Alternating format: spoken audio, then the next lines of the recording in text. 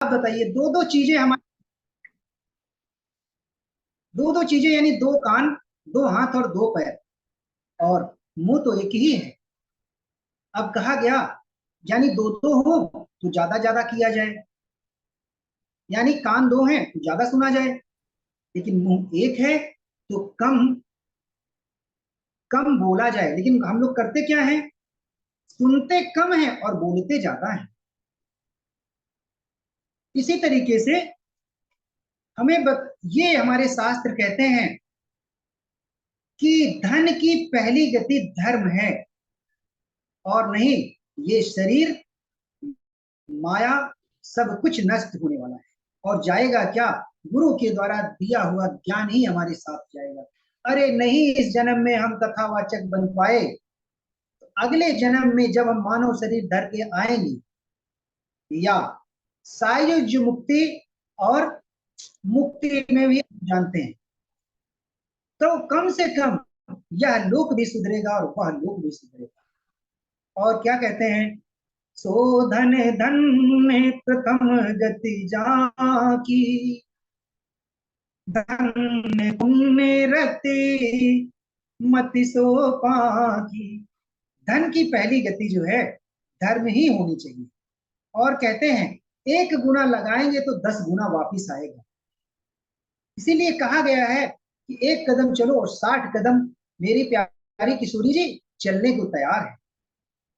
इस कथा को आपने श्रवण किया, फिर क्या कहा, जब गुरु मिले ना तभी ज्ञान प्रदान हुआ, नहीं इससे पहले मेरे प्यारे ज्ञान नहीं हुआ था। और बाबा जी ने बहुत ही सुंदर कहा है, क्या, बिनु सत्संग विवेक न होई, राम कृपा बिन सुलभ न सोई, अब मोहि भा भरोसे हनुमंता, बिन हरि कृपा मिले नहीं संता। तो जब तक कन्हैया की कृपा नहीं होगी ना, तो शिवा शिव की कृपा नहीं होगी, और किसी पे शिवा शिव की कृपा हो भी गई ना, तो पूर्ण रूपेण से कृपा कभी नहीं होगी जब तक ठाकुर जी को नहीं भजोगे। तो नाम जाप आजकल आप सुन रहे हैं, मंत्र जाप और नाम जाप निरंतर जपते ही रहना चाहिए। आइए सीधा हम लोग सतयुग की कथा में प्रवेश करते हैं। और कौन सी कथा, थोड़ा सा मैं कथा का सार और बताऊंगा। मैंने बताया कि इंद्र और गुरु बृहस्पति को अभिमान हुआ। जब इंद्र और गुरु बृहस्पति कहां से आ रहे थे, सत्संग से आ रहे थे, और जब सत्संग से आ रहे थे, त्रैलोक्य में सत्संग चल रहा था, और वहां से लौटे तो बोले चलो कैलाश की तरफ चलते हैं। और कैलाश की तरफ जब जा ही रहे थे, उस समय की घटना है, क्या, हमारे दिगंबर स्वामी भगवान अवधूत जो है नागा बाबा का रूप बना के बिल्कुल बैठे, और अपने ही दरवाजे पे इंद्र जो है, भाई देवताओं के राजा हैं तो अभिमान तो होगा ही, उन्होंने पूछा, अरे पहरेदार, मुझे जाना है यहाँ भगवान भोलेनाथ के पास में, बताइए हैं कि नहीं है। कई बार इंद्र ने कहा, लेकिन कोई जवाब नहीं। अब देखिए, इंद्र किसके साथ थे, खुद गुरु के साथ थे। गुरु भी अपराध होते देख रहे, लेकिन गुरु रोक नहीं सके। जब रोक नहीं सके तो भगवान इंद्र ने अपना वज्र उठाया, और जैसे ही प्रहार करने की कोशिश की, तो भगवान महादेव जो है उनके नेत्रों से धधकता हुआ एक अश्रु जो है टपका, और बाबा भोलेनाथ ने अपने हाथ में ही ले लिया। इसके बाद गुरु महाराज समझ गए कि ये साक्षात महादेव है। तब गुरु जी की विनती करने के बाद में क्या स्थिति करते हैं, देव देव महादेव भक्त वत्सल शंकरा, कल्प वृक्ष स्वरूप सर्व पक्ष विवर्जिता। हे प्रभु, हम तो आपके दास हैं, क्षमा कर दीजिए। कहते हैं भगवान भोलेनाथ, गलती तो की है इंद्र ने, सजा तो मिलेगी ही, और सजा इंद्र को भी मिलेगी और सजा तुमको भी मिलेगी। क्यों? अब देखिए, इंद्र को जब सजा दी, कहा कि कुछ ही समय में दैत्य जो है तुम्हारा सिंहासन छीन लेंगे और सुख संपदा छीन लेंगे। इसके बाद गुरु बृहस्पति को क्या उपदेश करते हैं? गुरु बृहस्पति को कहते हैं, आज से तू देवताओं का गुरु होने के बाद लेकिन तेरी बुद्धि जड़ है, इसलिए जा तू वृक्ष बन जा। जब इंद्र और गुरु बृहस्पति ने क्षमा मांगी और बार बार विनती की, उस समय पे भगवान सदाशिव जो है माफ करते हैं और कहते हैं कि तुम वृक्ष तो बनोगे, लेकिन तुम्हारे वृक्ष से सदैव यानी साल के 12 महीने फल होगा। बाकी फलदार जो वृक्ष हैं सिर्फ ऋतु में होंगे, लेकिन तुम्हारे पास हर बार और गांव गली सब जगह तुम्हारा वृक्ष में फल होंगे और तुम पूजनीय होगे। वो वृक्ष, और गुरु का दिन कौन सा? बृहस्पतिवार का, और बृहस्पतिवार की पूजा गुरु की और केले की होती, यानी केले के पौधे की। तो गुरु बृहस्पति ही बाबा भोलेनाथ के श्राप के कारण केले का वृक्ष बने। अब इसके बाद बोले कि तुम्हारा फल में कभी कीड़े नहीं लगे, इस तरीके से। और बोले कि पूजा में सर्वप्रथम तुम्हारा फल ही मान्य होगा। इस तरह उपदेश करते हैं। अब व्यास जी कहते हैं सनत कुमारों से कि हे प्रभु, जो सदा शिव के नेत्र से जो जल गिरा था वो कहाँ गया? तो गुरु बृहस्पति के कहने पर उस जल को सागर में फेंक, जिससे उनका नाम जालंधर पड़ा। यही नारद जी जो है कथा सुन रहे हैं ब्रह्मा जी से, और सनकादि ऋषि कथा सुना रहे हैं व्यास जी महाराज। और वही कथा गुरु महाराज की कृपा से मैं आपको कानपुर नगर से और कई प्रांतों में लोग सुन रहे हैं, उसी कथा को हम कह रहे हैं। और क्या कहते हैं, वो बालक जो भगवान सदाशिव के आंखों से अश्रु गिरा था, कुछ ही समय में वो एक नन्हे से बालक की तरीके से प्रकट हुआ और रुदन करने लगा। रुदन करने के कारण सागर से प्रकट हुआ, तो सागर ने उसे अपना पुत्र बना दिया और लालन पालन करने लगे। एक दिन जब बालक जैसे ही कुछ बड़ा हुआ तो ब्रह्मा जी उधर से आए, और ब्रह्मा जी आए तो सागर ने ब्रह्मा जी का प्रणाम किया और दंडवत निवेदन किया, स्तुति की और कहा कि हे प्रभु, सृष्टि के रचनाकार, आप बहुत अच्छे समय पे आए हैं और ये मेरा पुत्र है, इसका नामकरण करिए।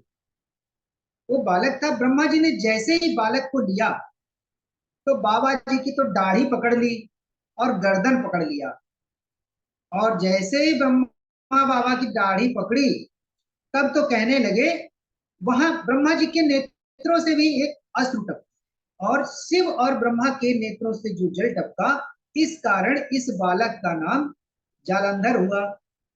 और कहते हैं ये जालंधर बड़ा ही तपस्वी हुआ, और भगवान सदाशिव का चूंकि ये अंश था, उनके अंग से निकला, यानी उनके आंखों से जो जल टपका था उससे ये प्रकट हुआ था।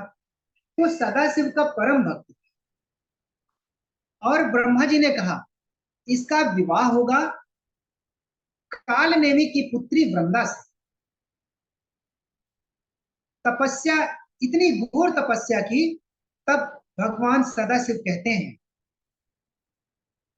देखिए, जब भगवान तपस्या से प्रसन्न हो जाते हैं, हम आप थोड़ी सी तपस्या करते हैं, मैं अपनी बात कर रहा हूं और किसी की नहीं, हम थोड़ी सी पढ़ाई करते हैं तो उसमें थक जाते हैं। हमारे दैत्य हजारों हजारों वर्षों तक कठिन तपस्या किए तब जाके भगवान प्रकट होते थे।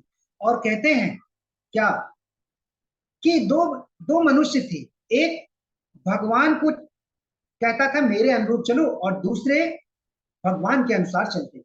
यानी एक गुरु को बताते थे कि ऐसा करो, और दूसरा गुरु जैसा कहता था वैसा करो। कौन? भगवान कृष्ण गुरु थे, अर्जुन के। लेकिन दुर्योधन क्या करता? दुर्योधन भगवान को ये सोचता था कि मैं जैसा कहूं ये वैसा करे, लेकिन अर्जुन क्या करते थे? जैसा प्रभु कहते थे अर्जुन वैसा ही करते। अब जब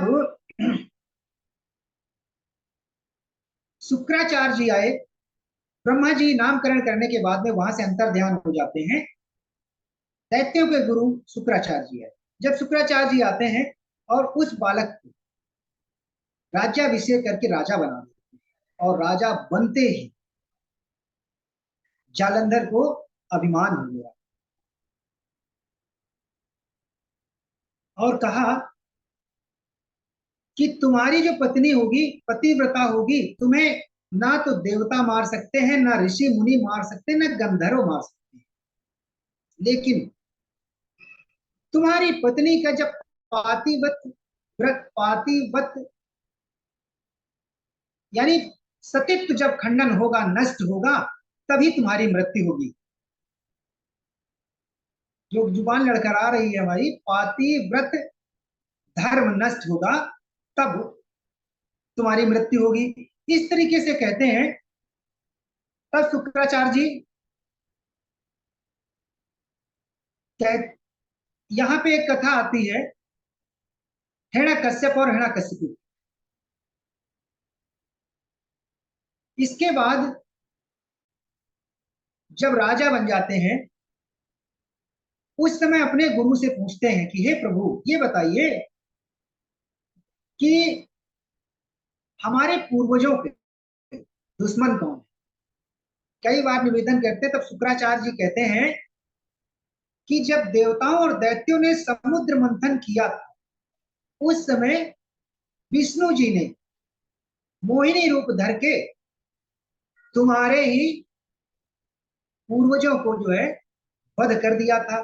और जब इस बात को सुना तो क्रोध में भर गया, और क्रोध में भरने के कारण उठा और बोला कि ये सब इंद्र के द्वारा हुआ है, इंद्र को बुलाओ।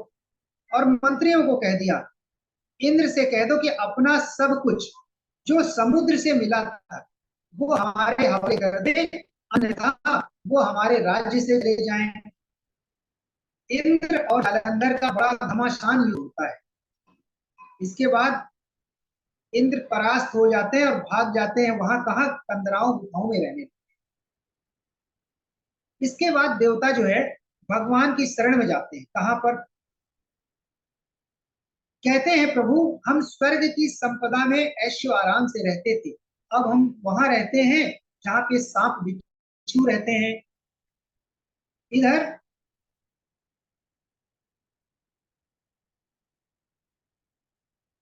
देवताओं के गुरु बृहस्पति भी अपना अपना काम कर रहे थे। क्या? जब युद्ध होने लगा तो शुक्राचार्य महाराज द्रोणागिरी पर्वत पे जाके मृत संजीवनी विद्या से दैत्यों को जीवित कर। इधर जब जालंधर ने देखा कि देवता कैसे जीवित हो जाते हैं, इधर भगवान के गुरु बृहस्पति भी जड़ी बूटी खिला के अपने देवताओं को जीवित करते थे। जब जालंधर ने देखा, उस समय पे जो द्रोणागिरी पर्वत था उसको ही उठा के अन्यत्र कहीं फेंक दिया। जब जड़ी बूटी भी नहीं मिली और देवताओं के गुरु भी चले गए तो देवता वहां से पलायन कर। इसके बाद जालंधर का स्वर्ग पे राज्य हो जाता है। तब देवता जो है भागे भागे वैकुंठ में आते हैं, नारायण के पास कहते हैं प्रभु पाहि माम, रक्षा करो मेरी। तब नारायण बोले क्या हुआ देवताओं, बताओ तो। तब सारी घटना देवता लोग बताते हैं। तब कहते हैं विष्णु जी हंस के बोले, भगवान विष्णु लक्ष्मी जी के साथ वैकुंठ में विराजमान, बोले युद्ध में तो जाऊंगा, लेकिन जब तक मेरे प्रभु शिव की आज्ञा नहीं होगी तब तक नहीं जाएंगे। तब देवता लोग जो है विनती करने लगे और कहते हैं रुद्राक्षम संभवत वाच ब्राह्मणो वचनादपि प्रीत्या च तव नैव्याम मम वाद्यो जलंधर। कहते हैं शिव से उत्पन्न होने वाला पुत्र कौन है, जालंधर। और ब्रह्मा जी वचन देने के कारण तुम्हारा भाई है। अब जब भगवान विष्णु जाने लगे तो माता लक्ष्मी क्या कहती है, देखिए जालंधर कहां से प्रकट हुआ, सागर से, और माता लक्ष्मी कहां से प्रकट हुई, सागर से। तो दोनों आपस में भाई बहन हुए। जब भगवान विष्णु युद्ध के लिए जाने लगे तो माता कहने लगी कि ध्यान रहे प्रभु, वो आपका साला भी है। अब देखिए संत जन कहते हैं कि भैया जीजा और साले का संबंध तो निभाया ही जाएगा। भगवान ने वही किया। क्या, इधर भगवान विष्णु ने कहा भाई मैं तो भक्तों के अधीन हूं। इसी तरीके से भगवान गरुड़ पे बैठ के पहुंचे, कहां पे, जहां पे जालंधर था। अब इस कथा को हम आगे बताएंगे किसी दिन जब मेरा समय रहेगा। बोलिए शिव महापुराण की जय। ये शिव महापुराण, ये शिव महा। ओम नमः शिवाय, ओम नमः शिवाय, ओम नमः शिवाय। कर्पूरगौरं करुणावतारं संसार सारं भुजगेन्द्रहारं सदा वसन्तं हृदयारविन्दे भवं भवानी सहितं नमामि। तुमेव माता च पिता तुमेव बन्धु च सखा तुमेव विद्या द्रविणं तुमेव सर्वं मम देव देवा। बोलिए शिव महापुराण की जय। नमः पार्वती पति, हरे हरे महादेव शंभु। जी गुरु जी, विश्राम हो। बहुत बढ़िया, बहुत सुंदर अभिनंद किशोर जी वर्णन कर रहे थे। शिव शास्त्र शिव कथा ऐसा ही है ही कि इसके लिए तो जितना समय मिलेगा वो है भी कम पड़ जाएगा। शंभुनाथ के चरित्र ऐसे हैं। बहुत बढ़िया। अभी श्रेष्ठ वाणी के द्वारा आनंद जी कथा कर रहे थे, सुना रहे थे। शंभुनाथ की कृपा बनी रहे। सभी लोग जितने जुड़े हैं, चमन लाल जी सभी बड़े प्रसन्न हैं आपके वक्तव्य को सुनकर। ठाकुर जी कृपा बनी रहे। सभी का धन्यवाद बहुत।